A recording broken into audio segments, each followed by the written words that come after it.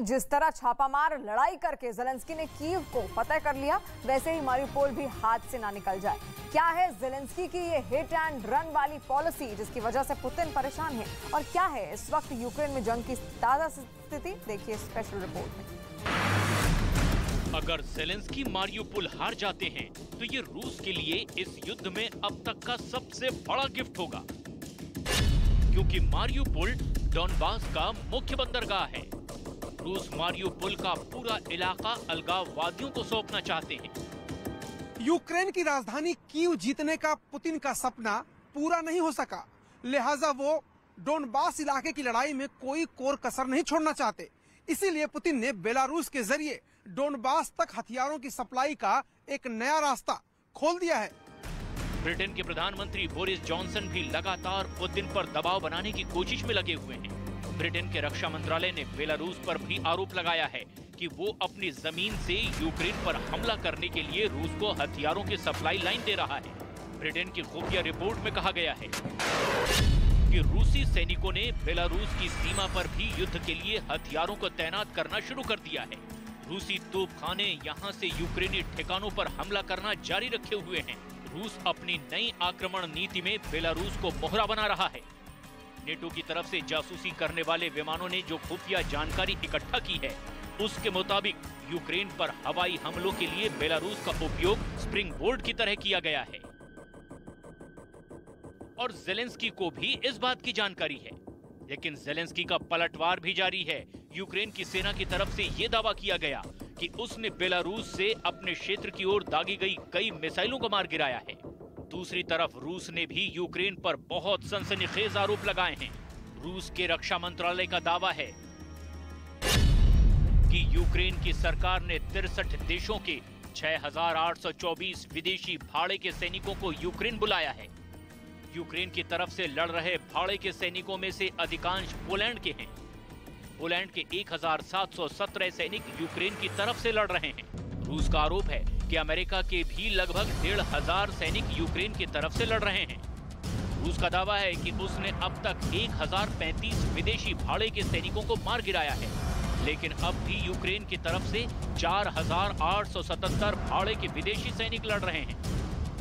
ये लड़ाई किस तरह से विश्व युद्ध में तब्दील हो सकती है, ये इस बात से भी आप समझ सकते हैं कि इटली ने रूस को अपने बंदरगाह पर जहाज खड़ा करने से मना कर दिया है।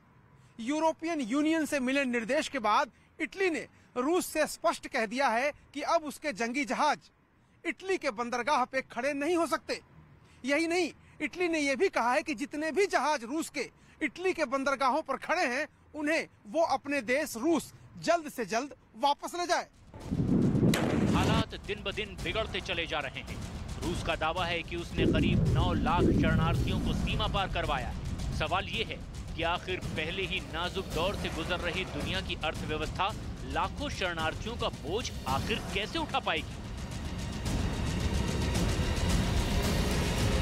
और रूस यूक्रेन के बीच छिड़ी जंग अब 54वें दिन में पहुंच गई है। दोनों सेनाओं की ओर से गोलीबारी अभी भी लगातार जारी है। कीव के आसपास से रूस के सैनिक भले ही लौट गए हों, लेकिन उन्होंने मारिउपोल, डोनेत्स्क, लुहांस्क जैसे शहरों पर हमले तेज कर दिए हैं। मारिउपोल का तो सबसे ज्यादा बुरा हाल है। वहीं खार्किव में भी ताबड़तोड़ हमले लगातार जारी हैं। वहां के एक अधिकारी ने रूसी सेना के हमले में 5 लोगों की मौत का दावा किया।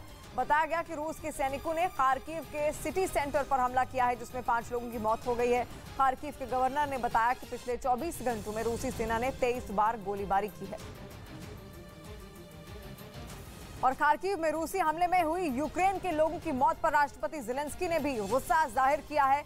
उन्होंने इन मौतों के लिए रूस की सेना और पुतिन को जिम्मेदार ठहराते हुए दुनिया भर से अपील की है कि वो इस जंग में यूक्रेन की मदद के लिए हाथ आगे बढ़ाएं।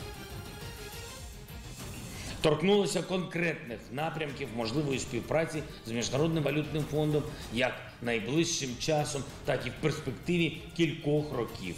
Впевнений, що прогрес у наших відносинах з фондом буде відчутним. І я хочу подякувати пані Кристаліні за особисту і вагому. और जंग को 1.5 महीने से ज्यादा वक्त बीत जाने के बाद भी खार्किव में तबाही का मंजर जस का तस बना हुआ है। यूक्रेन ने आरोप लगाया कि रूस ने एक बार फिर से खार्किव में रिहायशी इलाकों को निशाना बनाया, जिसमें 5 लोगों की मौत हो गई। और इसकी वजह थी खार्किव में हुई बमों की बारिश, जिसके धमाकों ने लोगों के दिलों में खौफ पैदा कर दिया। यूक्रेन ने आरोप लगाया कि रूस ने आसमान से बमों की झड़ी लगा दी, जिससे बचने के लिए लोग बंकरों की तरफ भागे। इस कोशिश में कुछ लोग घायल हो गए और वहीं पर गिर पड़े, जिसके बाद उनकी जान पर बन आई। धमाके इतने जोरदार थे कि यूक्रेन के कई सैनिक भी जान बचाने के लिए छिप गए। हालांकि हमला रुकने के बाद लोगों को फौरन अस्पताल पहुंचाने की तैयारी की गई, लेकिन वहां पहुंचने से पहले ही कुछ लोगों ने दम तोड़ दिया। इसके बाद यूक्रेन के मेयर ने लोगों से सुरक्षित ठिकानों पर रहने की अपील की। Дорогие харьковчане, сегодня 53-й день वойны। बताया गया कि इस हमले में 5 लोगों की जान चली गई, जबकि 13 से ज्यादा लोगों को अस्पताल में इलाज के लिए भर्ती किया गया है।